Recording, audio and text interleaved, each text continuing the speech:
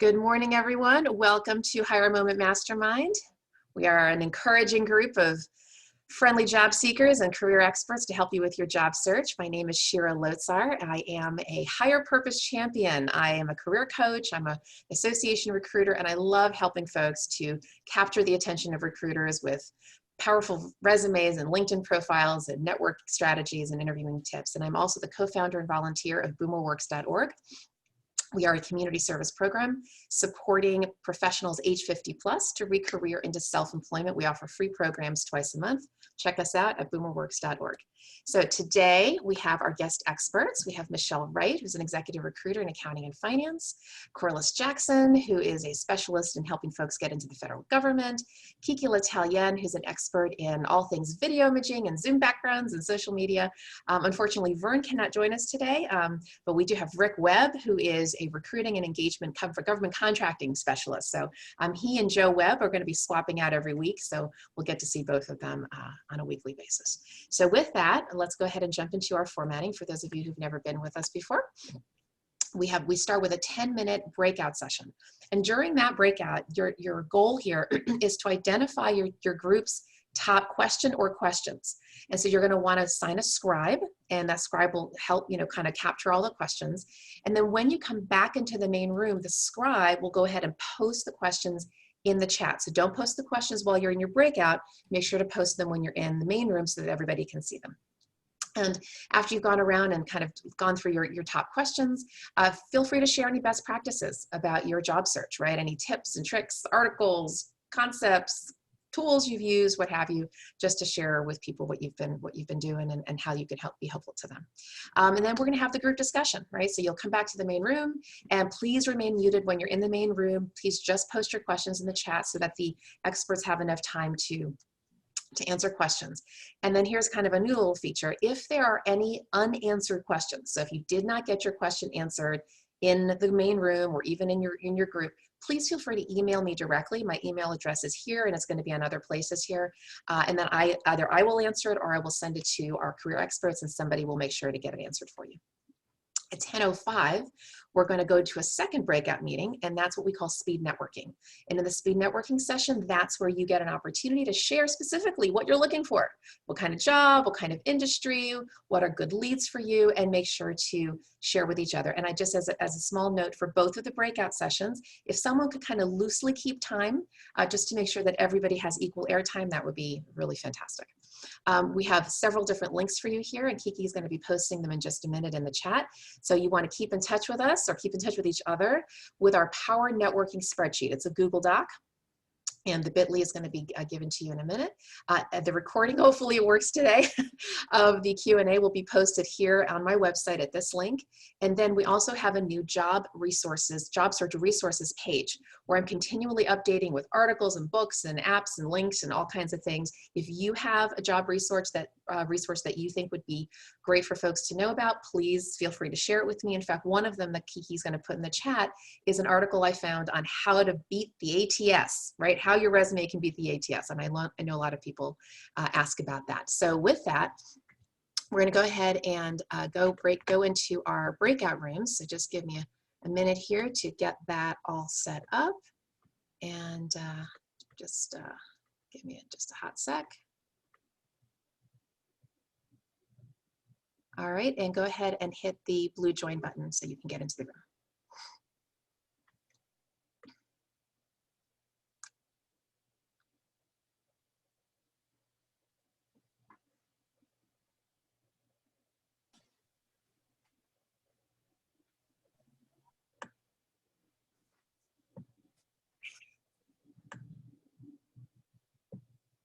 Good morning.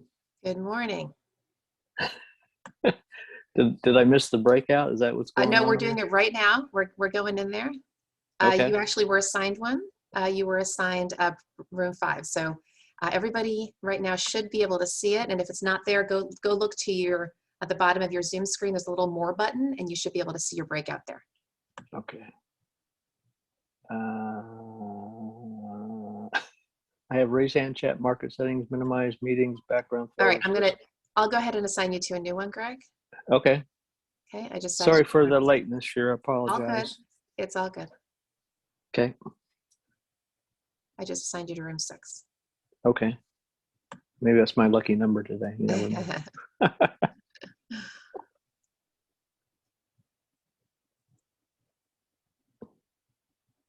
I'll get a pop-up. Is that right? Yeah, you're supposed to get a pop-up. Nothing yet. KiKi, is there another place that he could be looking that I'm not aware of? KiKi, you know, unmute yourself. Greg is having troubles finding his breakout room, and I've moved him around. And I thought if he went to the more button, he'd see it. Yeah, so usually if you would go to more, if you don't see that, then let's see. And you're on your iPad. Right. Maybe that's. Yeah, so it's a different kind of. Hey, Carolyn, I'm putting you into a breakout room. Okay, let me try to quickly find a new. I'm not familiar with how to do that from the iPad, so.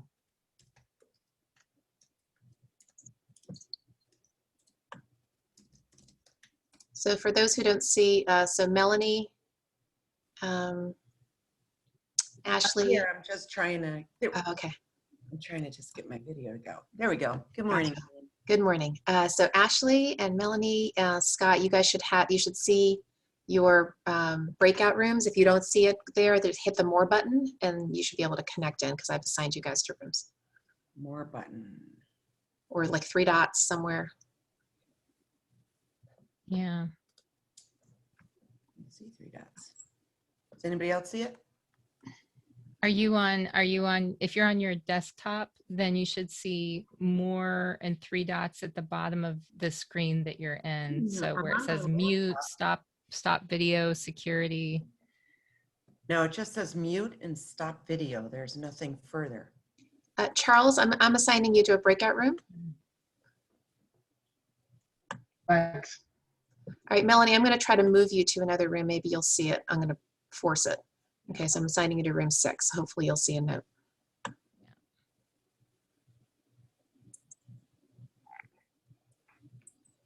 I guess that works. Actually, good. It works, yeah. And Greg, you still don't see it? Nope. Do you want to, how about if you leave the meeting and come back in and then it'll refresh, Sure. and then I'll sign you. Okay. Okay. Will do. Okay. Sorry, I was trying to make sure that I got this video to Kelly. Oh, okay. Make sure that Ashley, if you want to join a breakout, you're in room 2. I could go ahead and move you to another one if you'd like. Are you talking to me? To Ashley. Oh, okay. Sorry. I'm actually going to sit out the breakout room so I can figure out this stuff for Kelly. No worries. I think I got this over to him, but I'm not sure. So.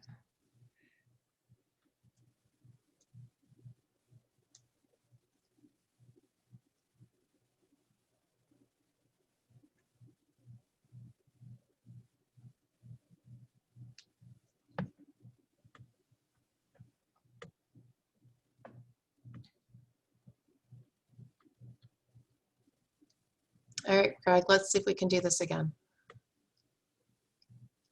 All right, I'm going to sign you here. All right, you should see the Zoom button. Yep. There you go. Number 6. Thanks, Shira. Excellent.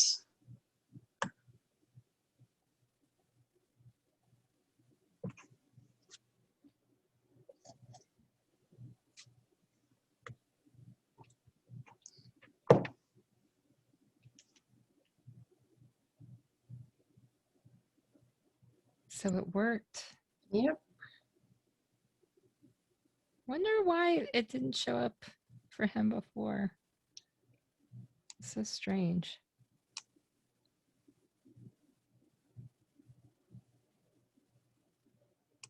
Okay.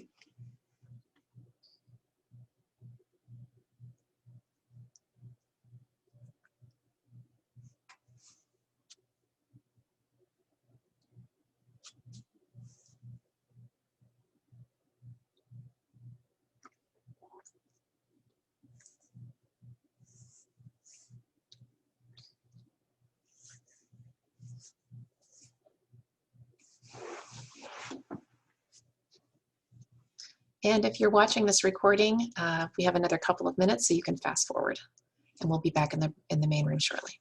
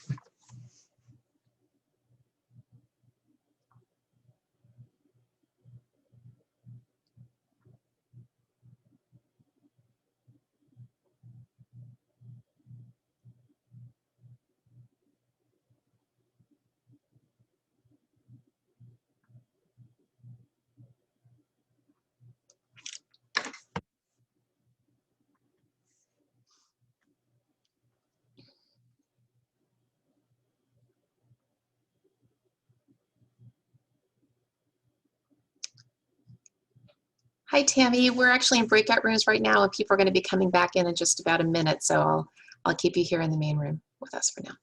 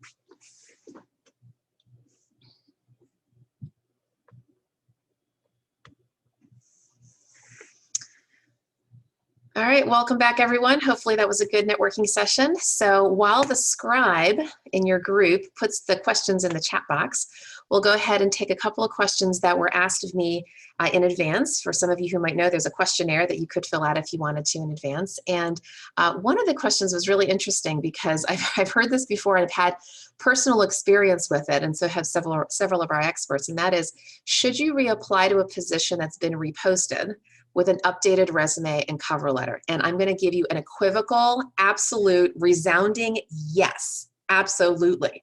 And the reason is this, because look, if you applied and you applied, let's say, a little bit late in the process, the recruiters could have already vetted down, screened down, narrowed down the pool before they even saw you. It could be that the keywords that you used on the resume were not exactly on target, or some other reason why for some reason they just missed you. I had an experience once, and some of you may know here, I mentioned at the beginning, that I'm a coach and I write resumes and LinkedIn profiles and so forth. Anyway, I had a client who came to me once, and we redid her resume, and then she found out that a job that she had applied to 6 months prior just opened up right after we finished the resume redo. And by the way, when she applied 6 months prior, she didn't get an interview, nothing, like silence, crickets. We redid her resume. She applied to the job, she got an interview, she got the job. Okay, this happens. I'm so glad that that question was asked. In fact, I was talking to the experts in advance about this. Rick, Michelle, either one of you want to pop up with a comment from your own experience? Ladies first, Michelle. Rick, you want to share with us? Sure. So I had a same type of thing. I had a candidate that was for a higher level position, and we didn't really do the front end work that was needed to really tailor his resume. I mean, we kind of did it, but the requirements changed during the process as well. And so he went through the process. The first time he was rejected, the position was open for probably 4 or 5 months. So I had continued talking to him and kind of drilled down to see how well he fit that position. And I said, look, I don't think they saw the value of what you have done. And so we kind of tailored the resume a little bit more. We sent it back in with some minor modifications, which I won't go into right now. And we basically, they looked at him like a brand new person, and they brought him in, and he ended up getting hired. So I totally agree with Shira. I think it does not hurt to do that. Obviously, you don't want to do it within 2 weeks, sending in a total new version of yourself. But over time, I think that's totally viable. Yeah, and it just goes back, it reinforces this whole idea of the absolute need to customize your resume for every opportunity. We beat that drum every single week. We cannot overemphasize this. Yes, it takes time, but you've got to really, really, really read that job posting and look through every line, every word, every phrase. What are they emphasizing? What are the keywords? How can you marry up the keywords on your resume to get noticed? You've got to tailor it, because their job, the recruiter's job, is to screen you out. That's just the bottom line. They can only hire one person. So they're screening and screening and screening, and they're looking for reasons to screen out. You've got to give them a reason to screen you in and say yes. Michelle, do you want to add anything? Yeah. Sure. I have one other thing, the same thing, but this is a real life example this week. So I was looking for a junior program support analyst, which was a lower level position. And I looked at these resumes, and because I've recruited for a while, I can take pieces. I can look at their resume and see, oh, they fit up here in this job, here they fit in this job. But, and I'm just an average recruiter, but there's a lot of new recruiters that can't do that. So they can't see the pieces on a total resume, or they don't take the time to do it. And that is why it's like serving breakfast, right? You want to have the eggs, the bacon, and the orange juice there, all where they can see it. Because when I was unemployed for 14 months, I talked to recruiters that I thought they don't have a clue of what they're doing. And they didn't see what I saw. So it's very important to make it as easy for the recruiter to see, because you want to get to that next step. You want to get to that face-to-face, because that's where you're going to shine.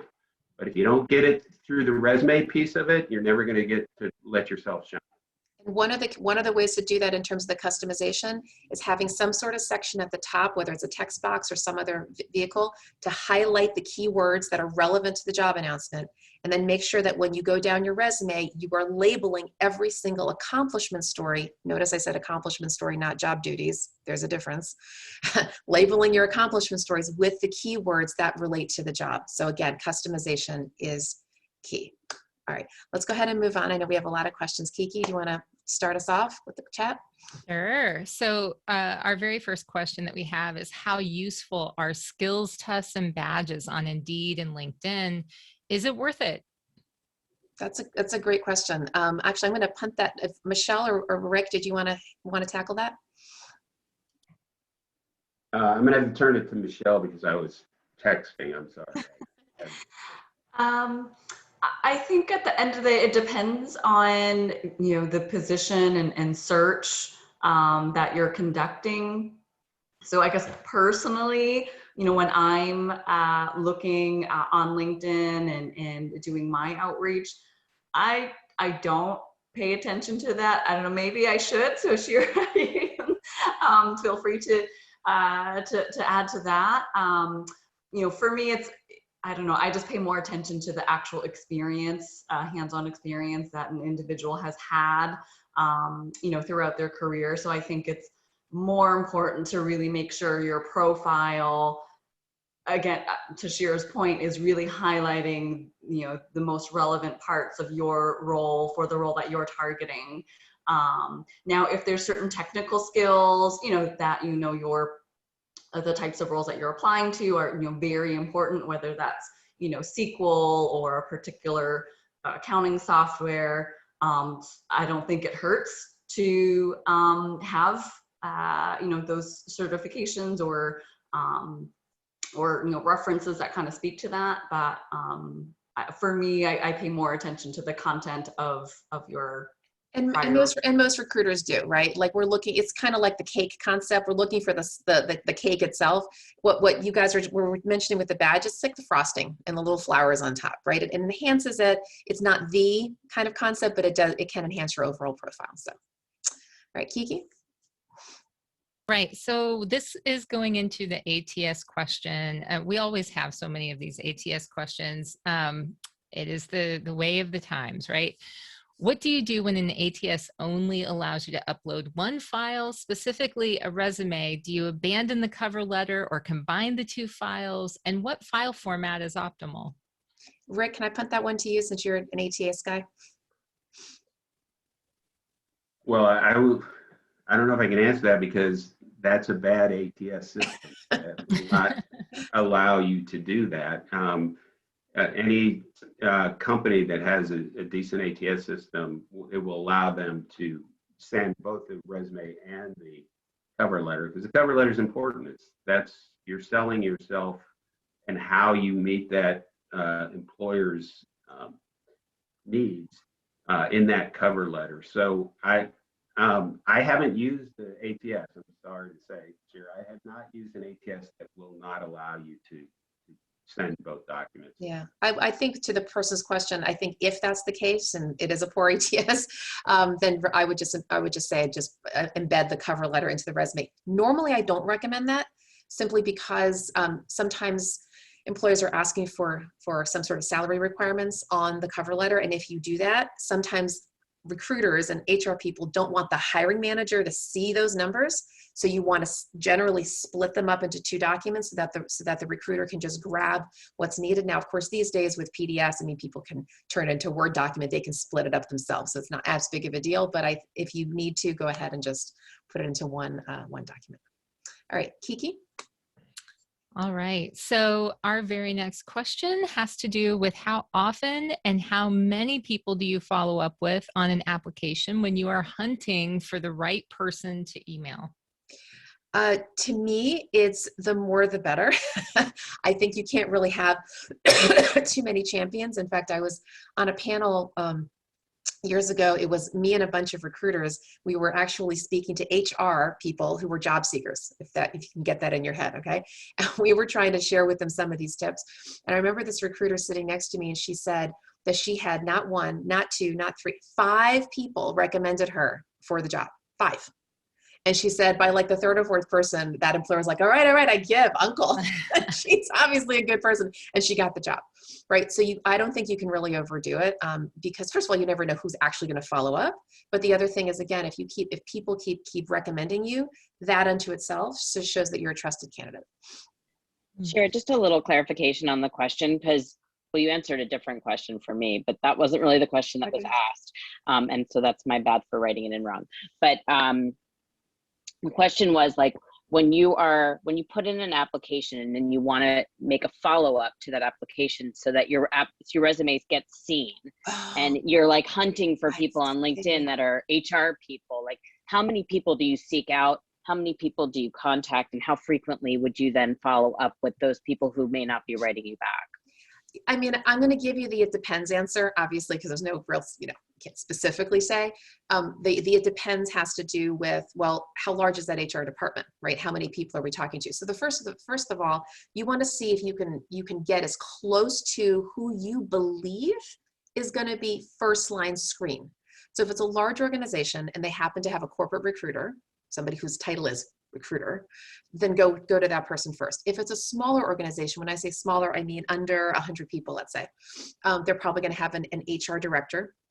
Maybe they'll have an assistant or coordinator. Try to go to whoever you think is going to be actually screening the role. If you don't hear back in a few days, you can go to another person. I mean, I wouldn't ping 5 of them at once. Try one, they don't write back. Try another few days later, try another few days later, that kind of thing. Just to make sure that they received it. Now, of course, if everybody did that all the time, poor recruiters are going to get swamped. Right? So there's a bit of a, like, you want to know, but they also don't want to get, overwhelmed. And so I wouldn't do it too frequently. But if you really are concerned that your resume did not get seen, it's okay if you want to try just that one time with that one person, one time with another person to make sure that it was received. That's fine. All right, KiKi.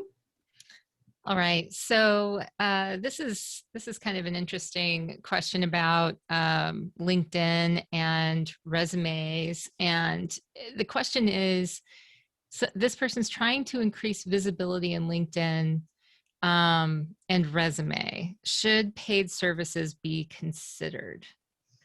I'm not quite sure about what paid services are talking about, other than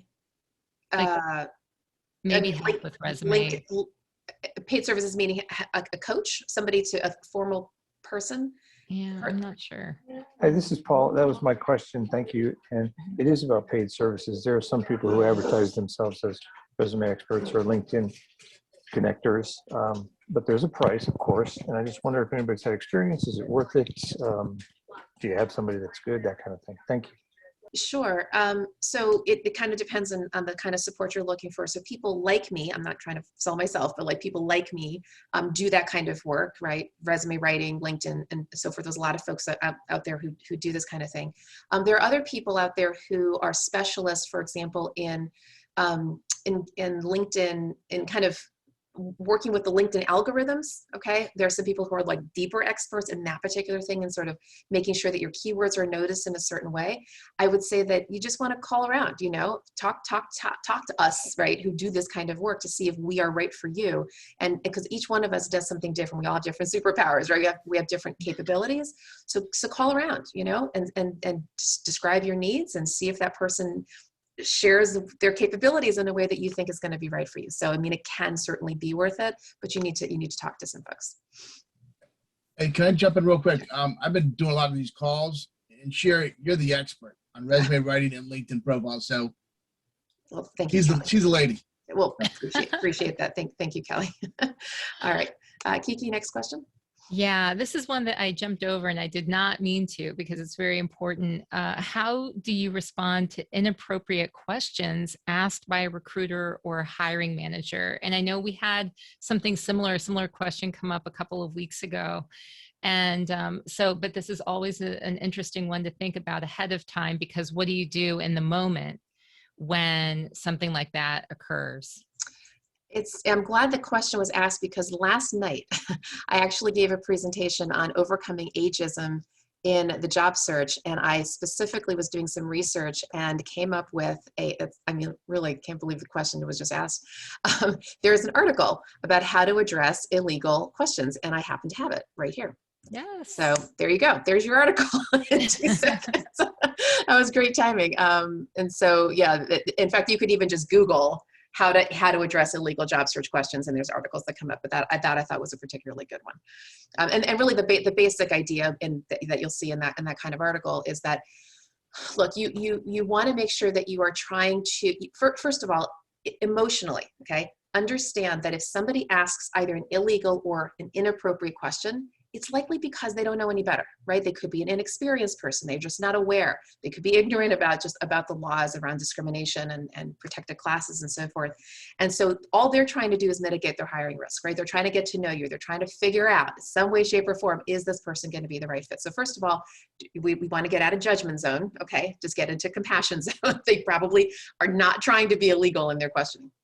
And as a result, you want to be you want to try to shift the response, either deflect it if you can, or respond to it in a way that refocuses them back on your skill set and on your qualifications rather than anything about your personal situation.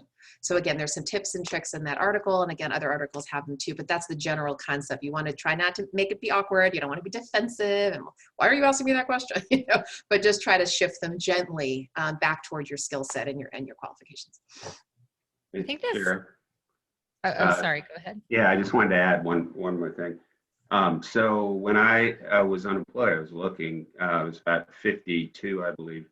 And I had a lot of recruiters infer that I might not be a fit for their culture. And so the recruiter is kind of trying to picture you in their organization. That's right. As they're talking to you. And one thing that helps, which I still need to do more, is to learn the latest technologies, because I'm over 60 now.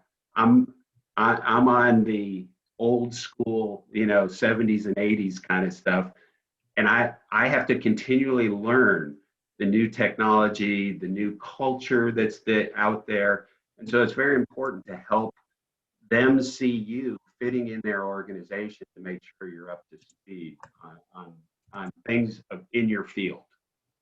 Absolutely. In fact, it related back to that presentation I did last night on overcoming ageism in your job search. I've just put in the chat here, go ahead and Google that. For those of you who are of a certain age, there are a lot of articles on that, and that's actually one of the techniques that the folks talk about is stay current on technology. Right, stay current on what's up to date in your world. And I don't just mean if you're a tech person, but most professions these days have some sort of tech tools that they're using. You've got to stay up to date. You got to stay on point. It's to make sure that you're eliminating any distractions around your stage of life and refocusing people on your qualifications. So just keep that in mind. Thanks. Actually, that plays into a question that comes up about ageism. Despite recommendation to not have first few jobs on resume, I was asked how I got the first job on my resume because it would have required earlier experience. This person answered the question truthfully, but felt awkward in the interview with the recruiter. So here's the balancing act with that, and I've shared this before, so I'll kind of restate it. My recommendation is, first of all, only go back if you are of a certain age. You want to only go back about 20 years. Now, some people say 10 to 15. I don't actually think that that's quite enough for those who are trying to share sort of their leadership skills. I think 20 works. But prior to that, my recommendation is have another section at the bottom called prior experience. And under prior experience, you say company title, no dates. So it shows that you have more experience than the 20 years, not exactly how much, but it can help frame a conversation so that if the employer is trying to get your whole history, you're saying it, but you're not saying when you did it. And the quick example I usually give is I'd coached someone and done her resume, and she's a communications executive. And because in her early career, she was a journalist. And so as a journalist, she actually won a Pulitzer, right? And she thought that was really helpful to share. And so we had the prior experience section, did not put the dates, but it was there just to kind of round out her whole experience portfolio. So that might be something that would be helpful for you guys to try. Yeah. Okay. All right, KiKi. All right, so this is a great, this is a story example. Okay, so this person's interviewing for a job in IT. She has 20 years of experience in IT. For this role, she's been asked to answer a number of questions to determine if she's the most appropriate fit. She's confident answering most of the questions as she has great experience with the skills and tech. There are a few technologies she's not had experience with, but she's confident she can learn quickly. How should she respond to those few questions? That's great. Michelle, I'm going to punt that to you. Yes. So kind of similar to what Shira had mentioned before about just kind of keeping yourself aware of the technology that's being used out there by, you know, the position that you're targeting. I think when you're going into the interview, obviously, if the job description mentions, you know, these technologies that are going to be used and you haven't had experience with them, number one, do research. You know, find out as much as you can about what these, you know, what the technology is, what it does. Is it similar to, you know, something you've used in the past? And so then when that, you know, I think you should definitely expect that question to come up. So when that question does come up, you're prepared. You can link in, you know, any similar systems you've used. You can show that you've done some research and say, hey, you know, I have not. So, you know, obviously don't lie about it, but just be honest. But I think show that you've done the research. You know what it can do, and you may even want to provide examples of times where you have picked a new technology up quickly. It might not be that exact one, but just showing that you've demonstrated that experience, I think, can go a long way. Absolutely, wholeheartedly concur with that, Michelle. Thanks for that. And in addition to that, because there are so many free online courses, all kinds of, as they would say, YouTube University, right? Google it. If you, like to Michelle's point, if you see that it's on the job announcement, it's likely going to be asked. Don't, you know, even beyond the research, do a little bit of self-study. So at least you can go in and say, I'm familiar with. That's a really good phrase. So there's familiar with, there's knowledgeable in, and then there's expert in, okay? Familiar with is fine.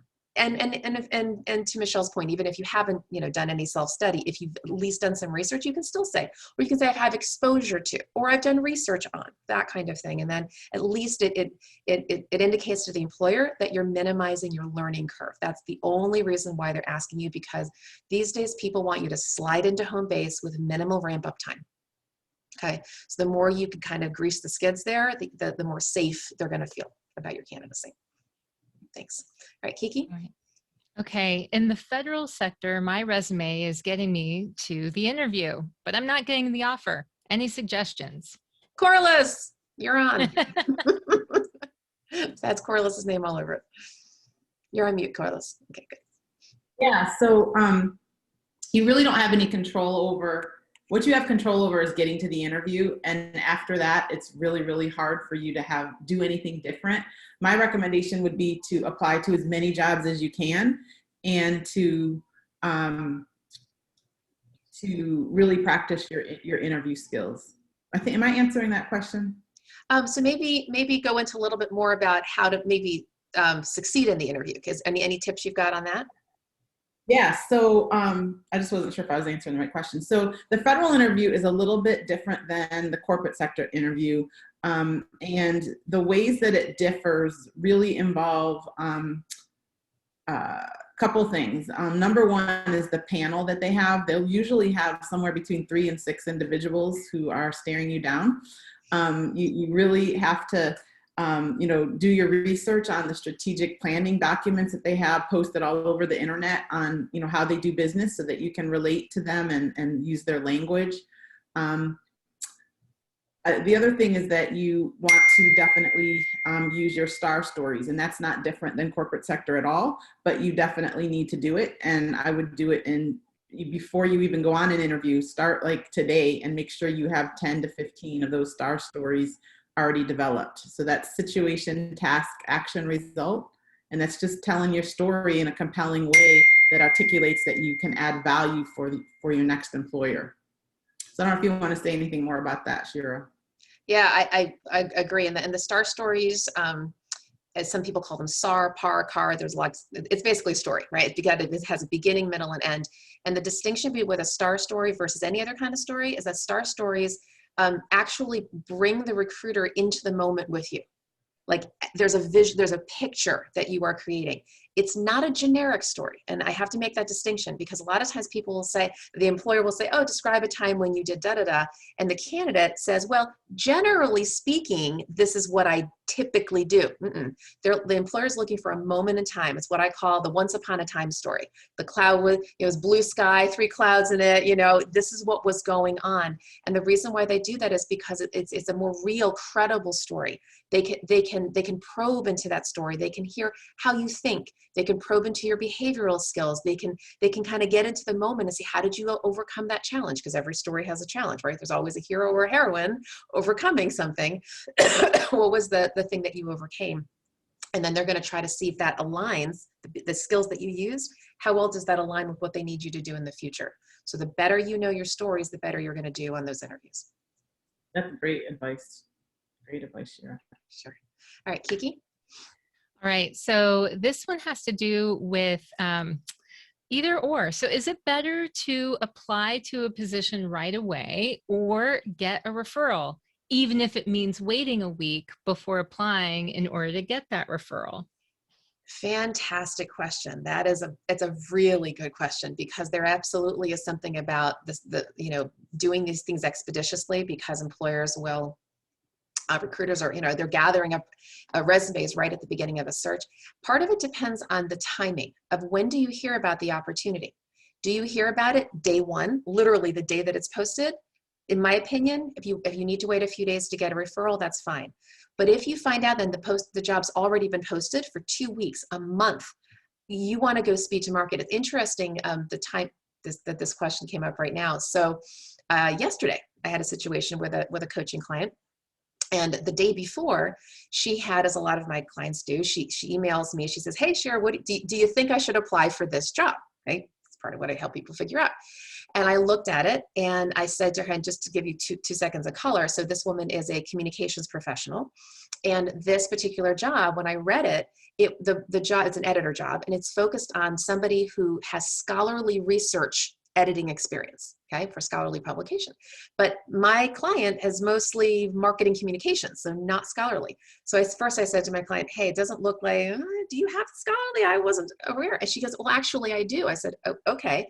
So I said, look, I said to my client, I said, before we go, jump in this and redo your resume, I said, I want you to reach out to the employer and see where they are in the search process to see if this actually makes time. Do we need to drop everything right now or do we have a few days? So she does, and the employer, apparently the job had been posted for 30 days already. She reaches out immediately, the employer writes her back, which is great, and said, actually, thanks for asking, we're already in final level interviews. Now we're still open to applications, but we're in the final level, which said to me, oh my gosh, we've got to drop everything. Now, as it turns out, when I went into it with her, she didn't really have enough scholarly research editorial experience to make her competitive to be in the final pool. So when you think about this and you think about the timing of your search and all of that, you want to look at, how long has it been open? So I know I'm answering a separate question here. I'm putting it all together, okay? But you want to look at when this job is open. So if it's open right away, go ahead and get somebody to refer you in.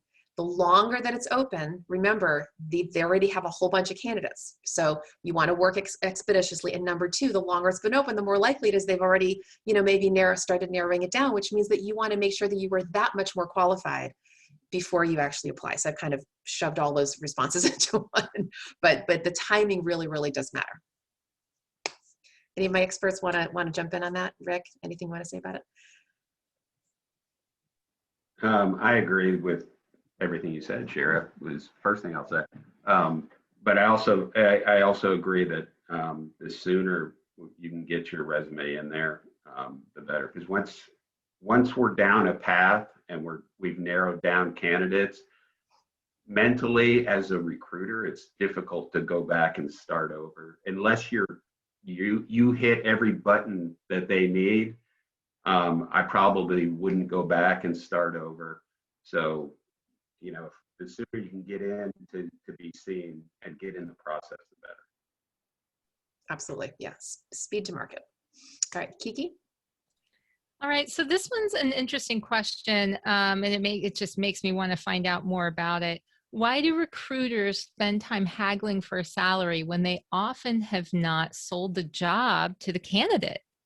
Can you explain this counterintuitive approach? It just makes me want to dig into this a little bit more, but any ideas? Yeah, I do actually. And this is a bit of a subtle psychology, and I'm gonna break it down this way. A lot of it depends with who sought whom out first. Did you approach them or did they approach you? I want you to think about that for a second. If you approach them, that they feel that they're going to be more in the driver's seat. Well, you approached me. You tell me, why should we hire you? If the recruiter approached you, they, if you will, headhunted you, pinpoint recruited you, then it's upon them to sell you the job. Okay. Now that's kind of the psychology of the whole thing. It's really about kind of who feels like they're more in the driver's seat. And so typically speaking, if you're the one reaching out, if you're applying for the job, what they're doing is they're saying, hey world, come on in. We've posted the job out there. Convince us that you're the right person for us to hire, in which case they're going to be asking questions, not only your skill set, but in salary and all of those things to make sure that they're narrowing. However, if it's a very refined search and they're reaching out to you because they believe that you have the skills that they're looking for, they need to woo you in. So normally speaking, they're going to do it the other way around. They're going to try to sell the opportunity to you. Well, of course, they should be making sure it's the right fit for you, right? But they're going to be probably a little bit more flexible on the salary. They might even be flexible to customize the job around you if they really feel that you're the rock star that they're looking for. So that would be my perspective. Rick or Michelle, any other counter positions to that? The only thing I wanted to add is in salary negotiation, usually the one who speaks first loses. So I have a salary, I know the max salary that I could pay for a position, and I may ask you, can you give me a salary range that you're looking for to make a move, or, you know, and it could be a big range, but I then become silent, right? I don't say anything, and I'm waiting for them to speak. And if they don't, then I have to speak, and so it is a little dance that you do. But the longer that you can, it's all a different situation. But from a recruiting perspective, I don't want to say, oh, well, this is our top salary I can pay, right? So the one who speaks first is usually the one that kind of gives that information, and information is key when negotiating salary. Yeah, this is a topic that comes up quite frequently in our calls, and I'll just go ahead and you know, share a little extra tip complementing what Rick is talking about. And that has to do with how do you answer the question, what are your salary expectations? It does still come up, even though there are pay equity laws now that are requiring certain states, about 25 states in the union, not to ask about your salary history. Some employers are still asking the question, you know, what are you looking for? And it is, you know, so Rick just gave his right recruiter's lens. So let's talk about your side of things, because they're trying to do the he who speaks first loses thing. You have to answer the question, but I actually would recommend that you don't give a range. And this is actually for this reason. Don't give a range of 2 numbers, because if you do, the employer is going to go with which low number? The low one, okay? Right, the low one, because that is their job as a good business steward, to negotiate as low as possible. Your job is to negotiate as high as possible. This is just a business negotiation. It's like buying and selling a house, okay? And so knowing that, you want to come up with one number, what I call your happy dance number. It's the number that's sort of a comfortable, reasonable high end of what you should be asking for this role. You've got to do some research, right? There's no one size fits all. You got to know your industry. You got to know the role. You got to know the size of the organization. It's a profit. It's a nonprofit. All of these things. So I can't go into all of that for your specific situation, but do your homework. Go to Glassdoor. Pop in the name of the organization and the title, and Glassdoor often will come up with like what they anticipate the salary will be. Go to salary.com, do your research. But when you come up with that one number, I recommend that you use the following formula when answering the question, what are you looking for?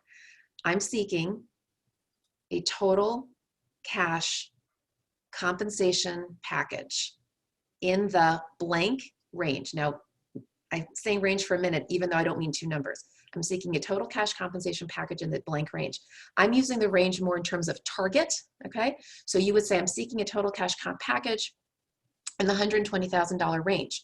So if you phrase it that way, then if you actually are above what the employer can actually pay, it's going to offer an opportunity for negotiation. So you say, I'm seeking a total cash comp package of 120, and Rick is the recruiter, and he's listening to that, and he knows that the job can only pay 95. That's the only time that Rick is likely to actually give it up and say what the top is, because you're actually an excellent candidate. He wants to recruit you in. So he's gonna go like this. Rick, tell me if I'm reading your mail. He's gonna go, well, clears his throat, waits about 3.5 seconds, and then says, thanks for that. Actually, the highest that we can go for this role, Rick's laughing, is 95. Do you have any flexibility? And then you as the candidate say, well, as I mentioned, I'm seeking a total cash comp package in the 120 range. Can we talk about benefits?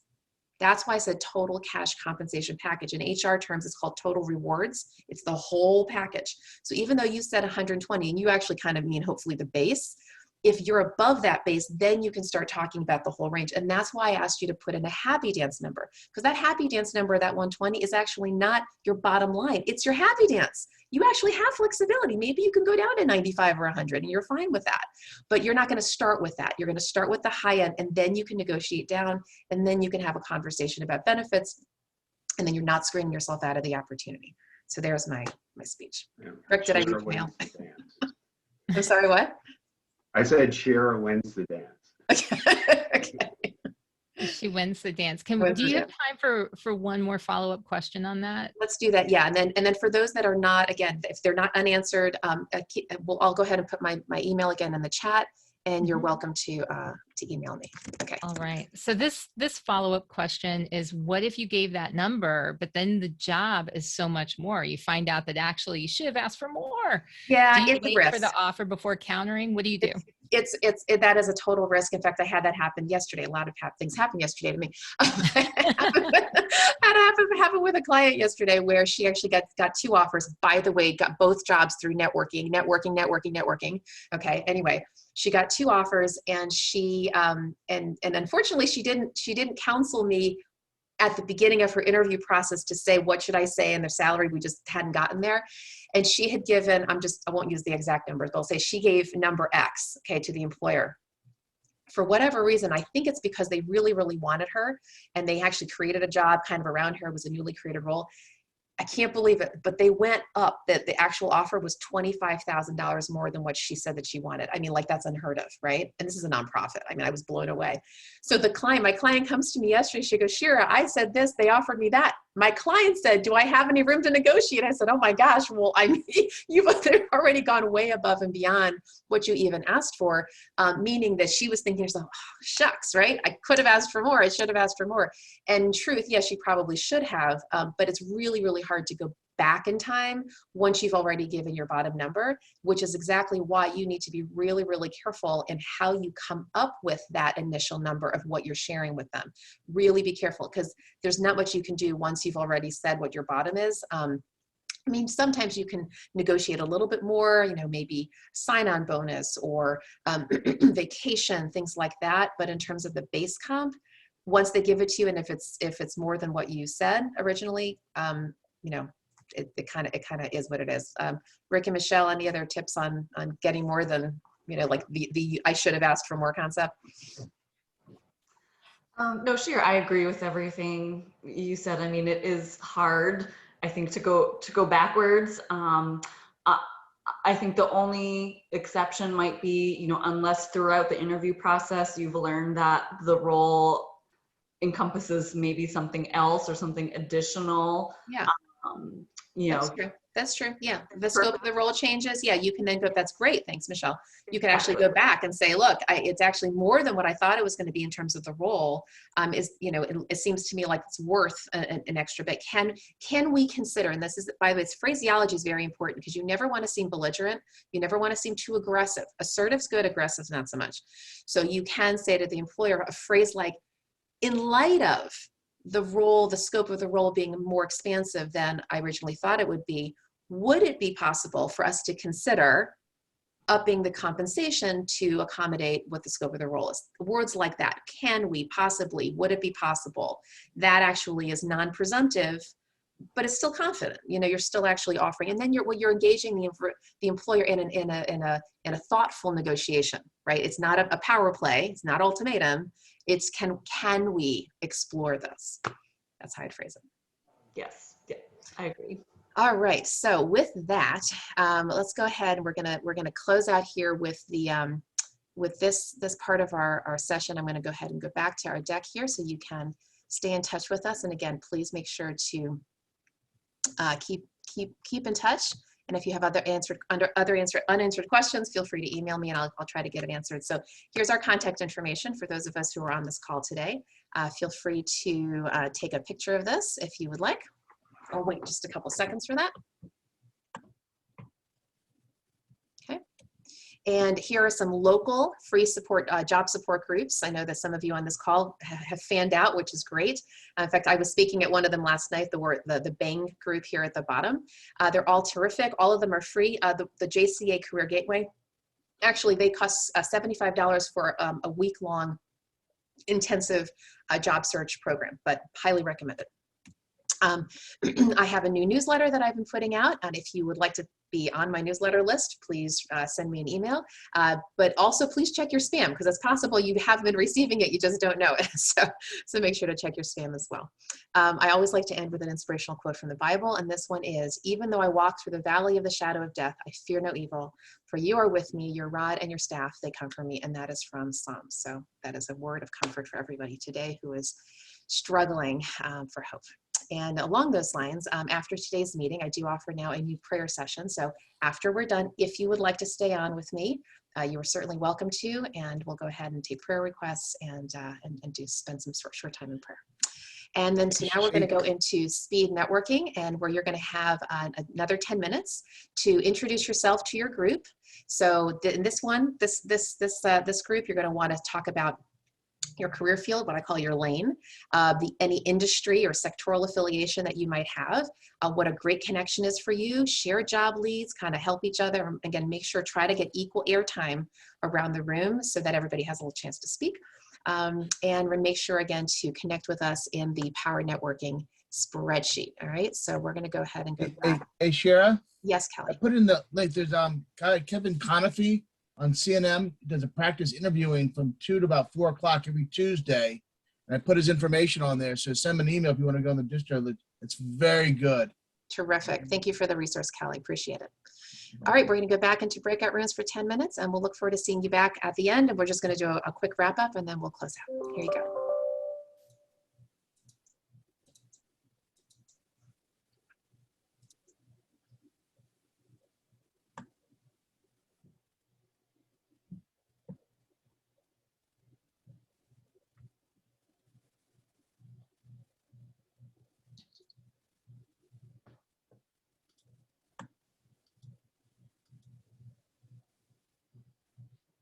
Okay, well, I am going to head out, my friend. Right, good to see you, sweetie. Good to see you. Yes. This was so great. And I hope I kept up with all of the getting the links in. I tried to post periodically so that. Thank you for that. Appreciate Yeah, your no partnership. problem. All right. See you All right, soon. talk soon. Bye. All right.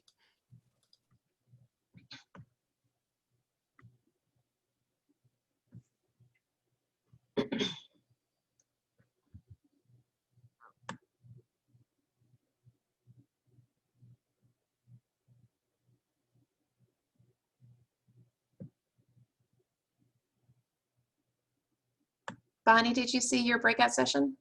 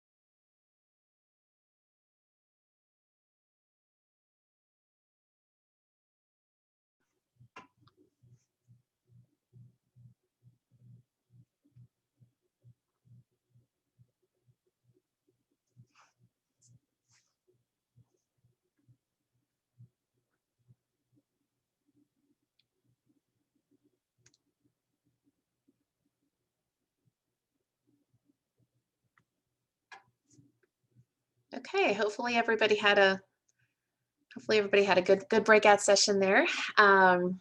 So we've lost most of our facilitators, but Rick, you are still with us. So Rick, do you want to share, for example, from your group, any highlights that maybe other folks might find interesting to yeah, we can say that Stephen Bruce has an offer with Novavax, and so I don't know if I was supposed to spill the whole beans, Stephen, but it's a really great offer, and so we're really excited about that.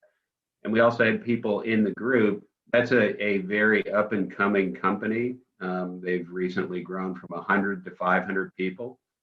And so we had someone in marketing and also someone in finance in the group that could connect with Stephen to, for possibilities at Novavax. Fantastic. Yeah, if you guys know of companies that are doing extra hiring, remember not everybody's been negatively impacted by COVID. Some people actually have grown as a result. So if you guys are aware of companies that are doing some extra hiring, obviously Amazon, those kinds of companies, namely, feel free to put them in the chat box, for people to kind of explore. And by the way, for those of you who are what some might call in the returnship category, that's a new phrase for those who have been out of the workforce for a while, let's say taking care of family and so forth.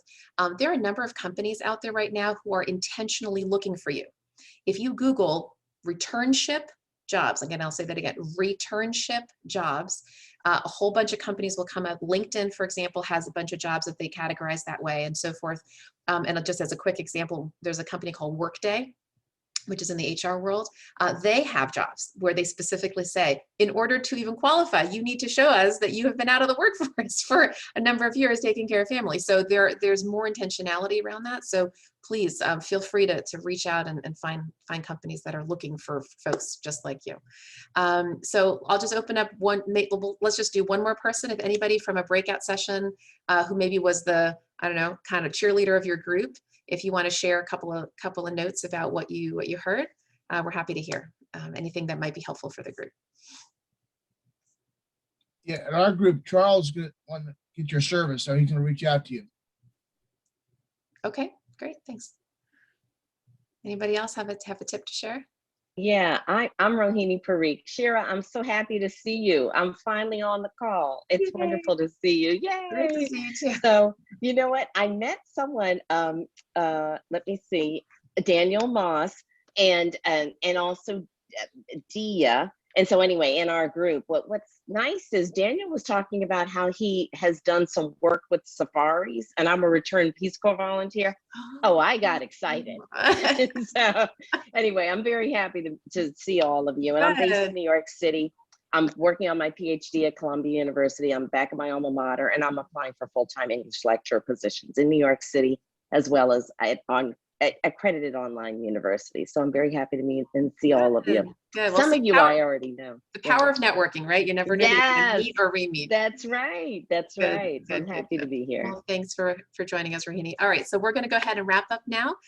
So this concludes the official part of our Hire Moment Mastermind group. If any of you would like to stay on for the prayer session that follows immediately afterwards, you're welcome to do that. And otherwise, we'll see the rest of you hopefully next week. Thanks, Shira. Okay. Thanks so much. Have a blessed day.